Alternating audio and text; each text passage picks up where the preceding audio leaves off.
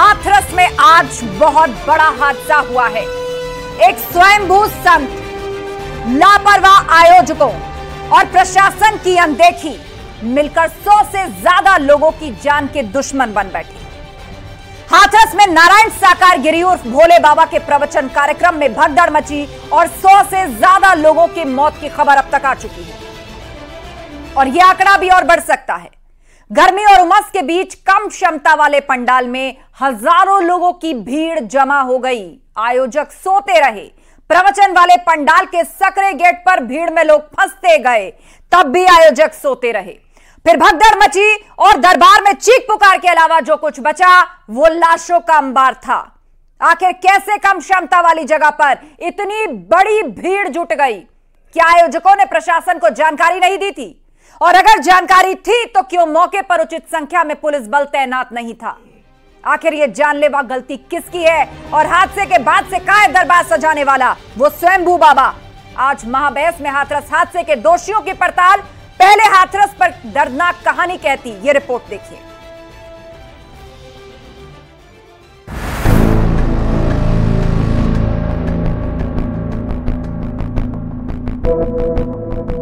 अरे एक भीड़ थी, वो एक दूसरे के ऊपर हो गए बच्चे। आप भी उस सत्संग में थी? वो एक संग भीड़ आई है सुबह में, भोले बाबा की सत्संग में भीड़ हम दब गए।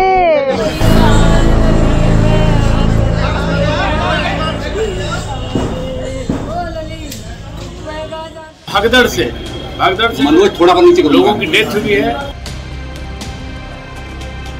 इस संबंध में उच्च अधिकारी द्वारा एक उच्च स्तर पर एक जांच कमेटी भी गठित की गई है।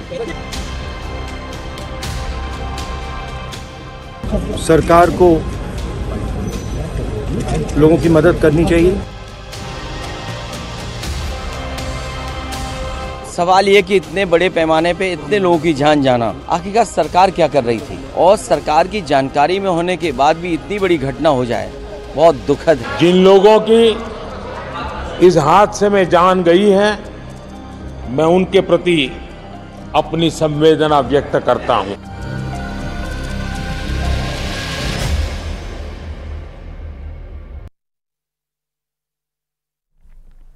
और इससे जुड़ी बड़ी खबर आपको दे रहे हैं। हाथरस हादसे पर मुख्यमंत्री योगी आदित्यनाथ की बैठक, अधिकारियों के साथ हाई लेवल बैठक मुख्यमंत्री की।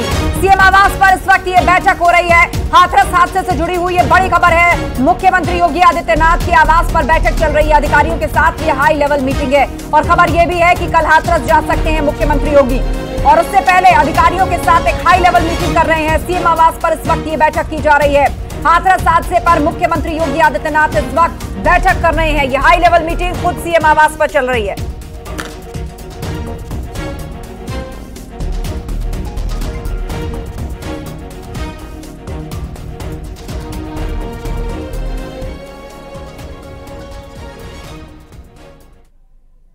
और चर्चा के लिए हमारे साथ गेस्ट पैनल जुड़ रहा है। थोड़ी देर में हमारे साथ राजेश चौधरी जी होंगे, बीजेपी प्रवक्ता। दीपक रंजन जी हमारे साथ जुड़ चुके हैं, सपा प्रवक्ता। इसके अलावा रतिभान त्रिपाठी जी वरिष्ठ पत्रकार, और कुछ ही देर में रमेश मिश्रा जी एक्स IAS और प्रेम प्रकाश जी एक्स ADG हमारे साथ होंगे।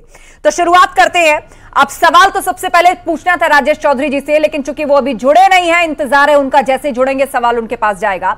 लेकिन रतिभान त्रिपाठी जी, जिस तरीके से यह हादसा हुआ, अपने आप में अभी तक दर्दनाक कहानियों के सामने आने का सिलसिला थमा नहीं है। दो छोटे छोटे बच्चे, बच्ची की उम्र होगी शायद 3 से 4 साल, और उसका एक भाई उम्र होगी 5 से 6 साल। दोनों भाई बहन हाथ पकड़ के रो रहे थे, बिलख रहे थे, अपने माँ बाप को खोज रहे थे, क्योंकि आज जो हादसा हुआ है उस भीड़ में बताया गया कि उनकी माँ दब गई। उस बच्ची को मालूम नहीं था कि माँ की मौत हो चुकी है, और भाई उसको दिलासे दे रहे हैं, नहीं नहीं अभी वो अस्पताल के अंदर है। ऐसी तमाम सैकड़ों कहानियां वहां बिखरी हुई हैं। प्रशासनिक लापरवाही, आयोजकों की लापरवाही और बाबा, इन तीनों पर कार्रवाई कब? बड़े एक्शन की मांग हो रही है हर तरफ से। इतनी बड़ी भीड़ जुट रही थी और प्रशासन को खबर नहीं थी।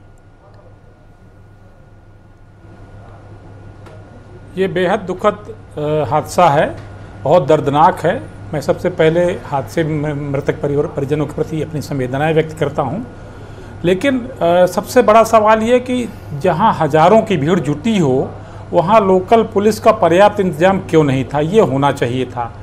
आयोजकों ने अगर बाबा को वहां, जैसी कि खबरें आ रही कि आयोजकों ने बाबा की गाड़ी वहां साइड से निकालने की कोशिश की।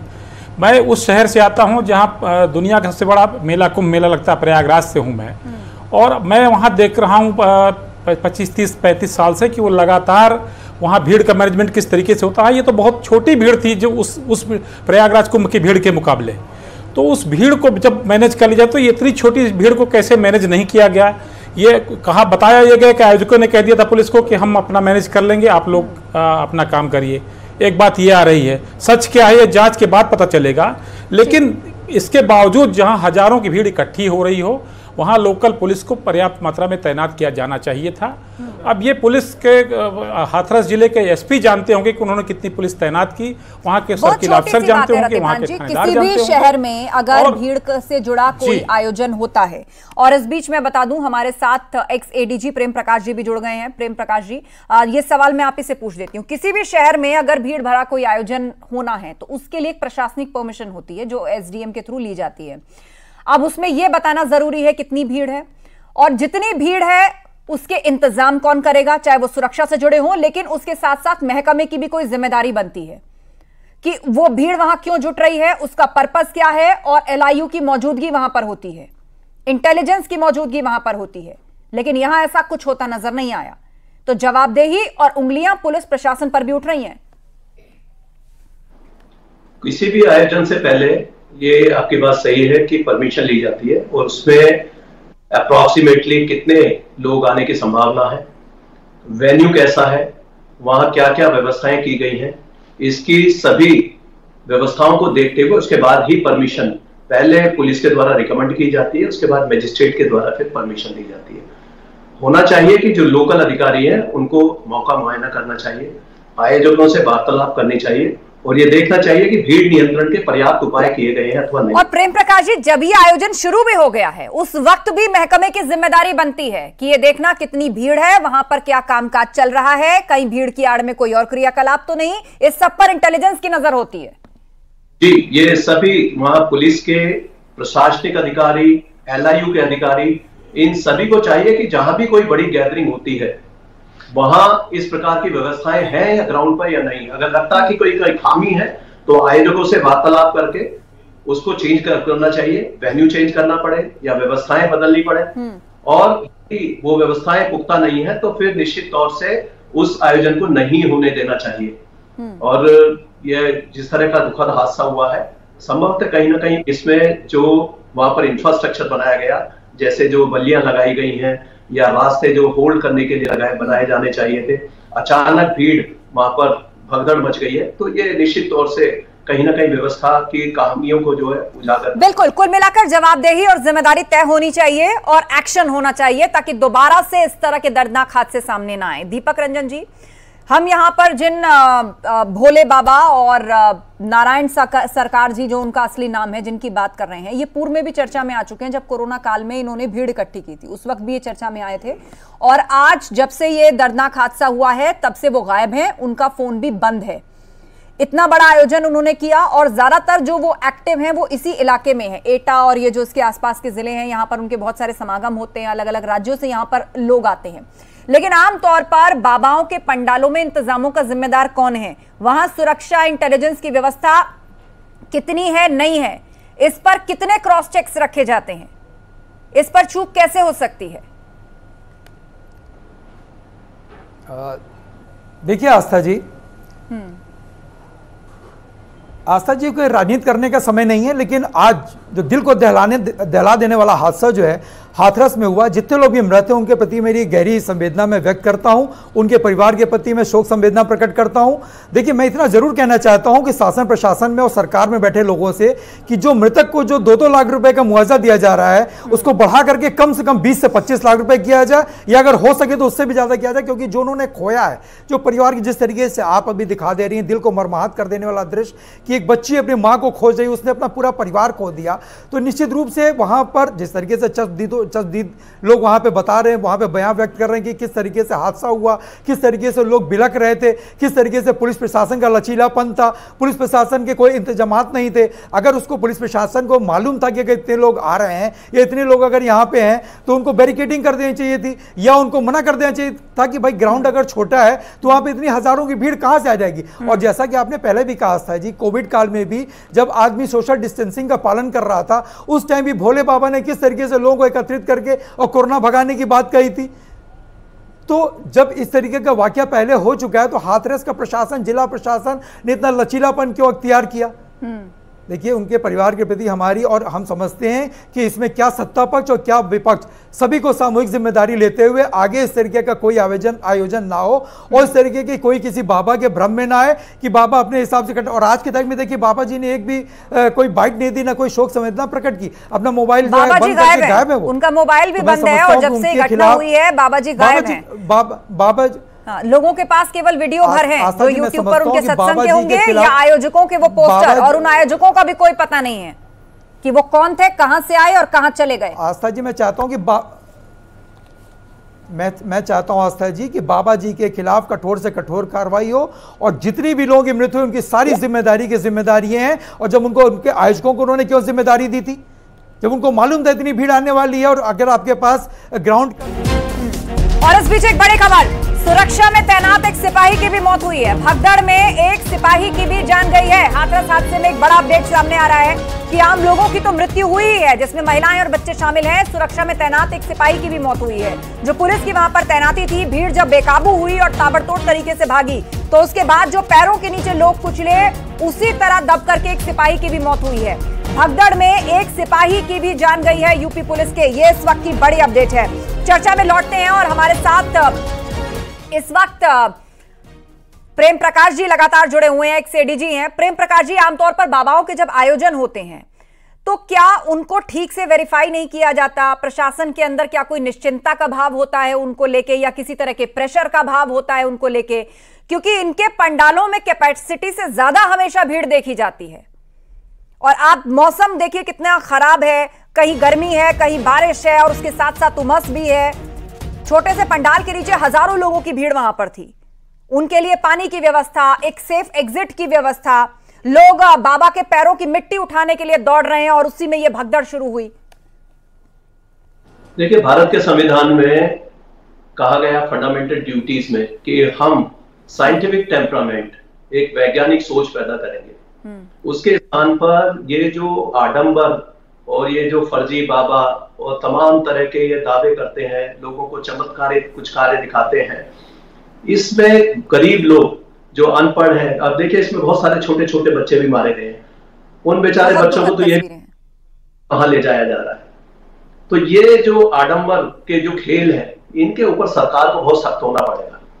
ये कहीं भी इस प्रकार का कोई आयोजन होता है, ये देखना होगा कि ये क्या क्लेम कर रहे हैं, ये किस प्रकार चमत्कार दिखाने जा रहे हैं, ऐसी कौन सी शक्ति इनके पास है जिससे ये जनता को, भोली भाली जनता जो गरीब है, अनपढ़ है, और इसमें सब वो ऐसे बिल्कुल लोग जो हैं उनके अनुयायी बन जाते हैं और बहुत तेजी से जो किसी का नाम होता है वो फैलता जाता है और लोगों की संख्या जो है वो बढ़ती जाती है। इस बीच एक विजुअल हम चला रहे हैं, वो विजुअल देखिए आप।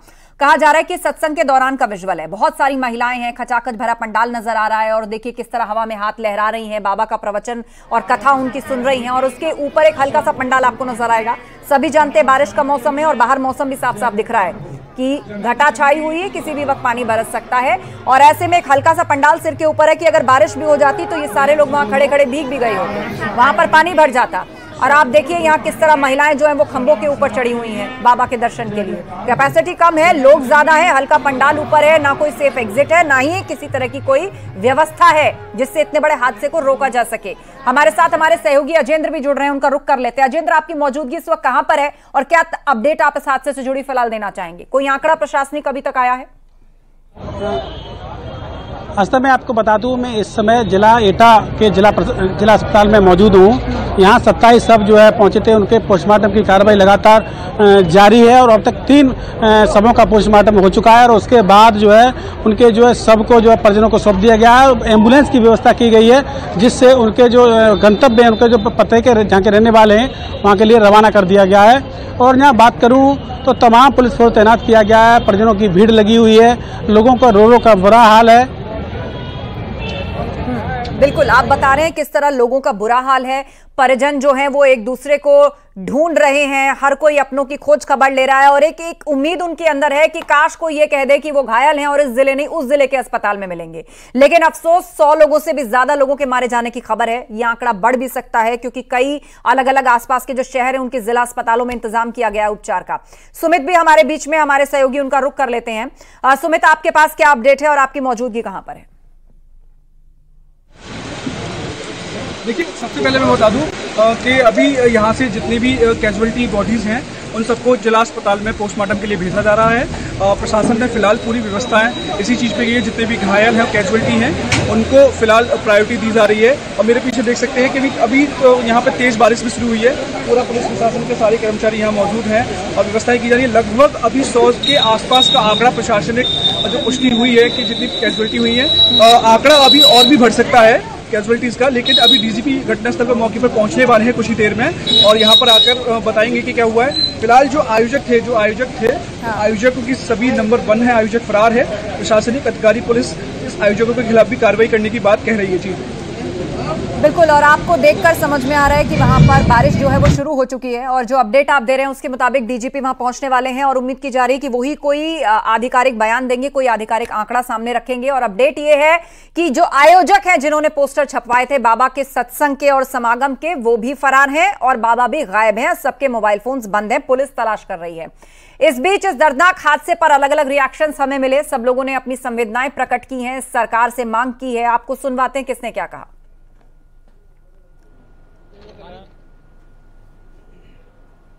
पर बहुत से लोगों की मौतें भी हुई, बहुत से लोग घायल भी हैं। इलाज कराने में सरकार असफल है। अभी तक उनके लिए कोई विशेष सुविधा नहीं हो सकी है। और जो भी मृतक हैं और जो घायल हैं उनको शीघ्र इलाज की व्यवस्था करानी चाहिए था, प्रशासन को भी और सरकार को भी। और जो जिम्मेदार हैं उनके प्रति जिम्मेदारी फिक्स होना चाहिए। इसके पीछे क्या किसी की विफलता लग रही है? क्या लग रहा है प्रशासन का? अब असफल है। प्रशासन की जिम्मेदारी थी, जब इतना बड़ा कार्यक्रम करा रहे थे तो प्रशासन की भी जिम्मेदारी थी। सरकार को लोगों की मदद करनी चाहिए सेंसिटिवली और सब परिवारों को जिन्होंने किसी को खोया है मैं कंडोलेंसेस ऑफर करता हूँ। Thank you. जो सत्संग भोले बाबा का हो रहा था वहाँ पर मैंने कई आगरा में उनके सत्संग देखे हैं, जिनमें इस समय नंबर 1 पे जो श्रद्धालु उनके यहाँ आते हैं तो भीड़ बहुत होती है। यद्यपि मैंने देखा कि उनके कार सेवक काफ़ी इंतजाम करते हैं, मैदान को साफ करने से लेके, लीपने से लेके और पानी पिलाने से लेकर के। फिर भी ये दुर्घटना हुई है, बहुत दुर्भाग्यपूर्ण हुई है। हम लोग सदन में थे, उस समय जानकारी मिली कि इस तरह का हादसा हुआ है। सवाल ये कि इतने बड़े पैमाने पे इतने लोगों की जान जाना, आखिरकार सरकार क्या कर रही थी? और सरकार की जानकारी में होने के बाद भी इतनी बड़ी घटना हो जाए, बहुत दुखद है। सरकार की जिम्मेदारी बनती है कि अगर किसी आयोजन में इतने तरह से शासन और प्रशासन की जिम्मेदारी थी कि किसी तरह का आयोजन हो रहा है अगर इतने बड़े स्तर में, तो वहाँ पे सब सुविधाएं पहुँचाई जाए। लेकिन कहीं ना कहीं ये लोग विफल रहे हैं और हर फील्ड में ये लोग विफल रह रहे हैं। साफ तौर पर जैसे कि कमांडो ये छोड़ के भाग गए।